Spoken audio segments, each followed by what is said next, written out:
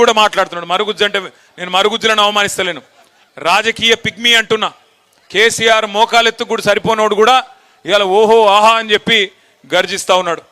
Time ఎట్లొచ్చిందంటే గ్రామ సింహాలు కూడా సింహాల్లాగా ఎగురుతున్నాయి, వానపాములు కూడా నాగుపాములై బుసగొడుతున్నట్టు పోజులు కొడుతున్నాయి. అట్లాంటి పరిస్థితి వచ్చింది. కానీ ఒక్కసారి వెనకకి తిరిగి తొంగి చూస్తే 2001లో ఒక్కసారి మీకు అర్థం కావడానికి క్లుప్తంగా చెప్పే ప్రయత్నం చేస్తాను నేను. ఈరోజు ఇంతమందిమి, ఇంత పెద్ద బలగం సూర్యాపేటలో ఒక మీటింగ్, ఒక కార్యకర్తల సమావేశానికి వస్తే 4.5 కిలోమీటర్ల ర్యాలీ, ఎక్కడికక్కడ ప్రజలు బారులు తీరి ఏదో ఎలక్షన్లలో రోడ్ షో అయినట్టు ఎక్కడికక్కడ చేతులూపుతూ ఇట్లా చూపెడుతూ అన్నా మళ్ళీ మీరే వస్తారు, తప్పకుండా మళ్ళీ మీరే గెలవాలని చెప్పి ఆశీర్వదించే పరిస్థితి 15 నెలలు తిరగకుండానే వచ్చింది.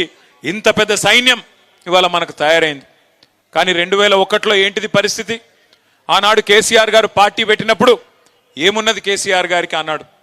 ఆనాడు కేసీఆర్ గారు ఆయన వయస్సు 46-47 ఏళ్ళ వయస్సు. పార్టీ పెట్టినప్పుడు ఒక రాజకీయ పార్టీ పెట్టాలంటే నిజంగా చెప్పాలంటే దుస్సాహసం. అప్పటికే 100 సంవత్సరాల చరిత్ర కలిగిన కాంగ్రెస్ పార్టీ ఒకవైపు, మరొక వైపు భారతదేశాన్ని ఆనాడు నడుపుతున్నది ఎన్డీఏ ప్రభుత్వం, భారతీయ జనతా పార్టీ ప్రభుత్వం. వాళ్ళు ఒకవైపు ఉన్నారు, బీజేపీ పార్టీ ఒకవైపు. మూడో వైపు అదే ఎన్డీఏకు కన్వీనర్గా ఉంటూ ఉమ్మడి ఆంధ్రప్రదేశ్కు ముఖ్యమంత్రిగా ఉంటూ ఢిల్లీలో చక్రం తిప్పుతూ మొత్తం భవిష్యత్తు నాదే, 2020 విజన్ అంటూ ఆనాడు 20 ఏళ్ళు నాదే అంటూ గర్జిస్తున్న చంద్రబాబు ఇంకొక వైపు. ఆ పరిస్థితుల్లో ఒక నాయకుడు, ఆయనేం సినిమా యాక్టర్ కాదు, ఆయనేమి మొత్తం 10 తెలంగాణ జిల్లాల్లో ఆనాటికి పాపులర్ నాయకుడు కాదు. ఒక మంత్రిగా తెలుసు, ఒక రాజకీయ పార్టీ నాయకుడిగా తెలుసు తప్ప ఆనాడు ఒక సినిమా యాక్టర్ కాదు, లేదా ఒక అప్పటికే విస్తృతమైన ప్రజాదరణ కలిగిన నాయకుడు కాదు. అదే మాదిరిగా తెలంగాణ అనే అంశం కూడా అప్పటికే 30 ఏళ్ళు మరుగునబడ్డ అంశం. 1971లో ఎప్పుడైతే తెలంగాణ ప్రజా సమితి అనే పార్టీ మీద 14కి గాను 11 పార్లమెంట్ సీట్లు గెలిచి మళ్ళీ కాంగ్రెస్లో కలిసిపోయినారో ఆ తర్వాత ప్రజల్లో నమ్మకం చచ్చిపోయిన పరిస్థితి.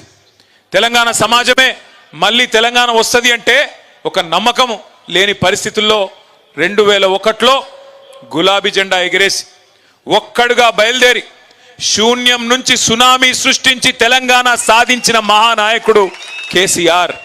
ఇది ఏ రాజకీయ మరుగుజ్జు అవునన్నా కాదన్నా ఇవాళ మోకాలెత్తున్నోడు ఎగిరెగిరి పడ్డా, వానపాములు నాగుపాములై గుసగొట్టినట్టు యాక్టింగులు చేసినా, కేసీఆర్ ఆనవాళ్ళు చెరిపేస్తామని ఎన్ని డైలాగులు కొట్టినా చరిత్ర చెరిపేయలేని సత్యమేంది అంటే కేసీఆర్ లేకపోతే, ఈ గులాబీ కండువానే లేకపోతే ఈ తెలంగాణ రాష్ట్రమే లేదు అనేది అక్షర సత్యం. ఇది ఎవరు అవునన్నా కాదన్నా వాస్తవం. కేసీఆర్ గారు ఎంబడ నడిచిన ప్రజలు ఆఫ్ కోర్స్ లక్షల సంఖ్యలో నడిచినారు, ప్రజా సంఘాలు కలిసి వచ్చినాయి, విద్యార్థులు బలిదానాలు చేసినారు. కానీ కేసీఆర్ నడుం బిగించి మొదటి అడుగు వేయపోతే ఆ తర్వాత 14 ఏళ్ల చరిత్రనే లేదు. కానీ ప్రారంభించినాడు ఏముండే?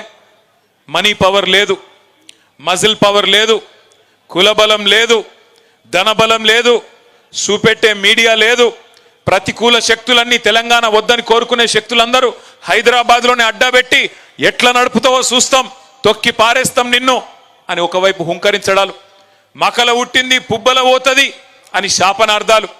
ఈ రకమైన వాతావరణంలో ఒక్కడుగా బయలుదేరి ఆనాడు పెద్దలు జగదీశ్వర్ రెడ్డి గారి కొంతమంది మిత్రులు ఉమ్మడి నల్గొండ జిల్లా నుంచి కూడా ఆనాడు తనతో పాటు బయలుదేరి, విజయసింహారెడ్డి గారు ఇట్లా కొంతమంది మిత్రులు, భరత్ గారు, వీళ్ళు బయలుదేరి కొంతమంది ఆనాడు ఆయనతో పాటు ప్రయాణం ప్రారంభించినారు.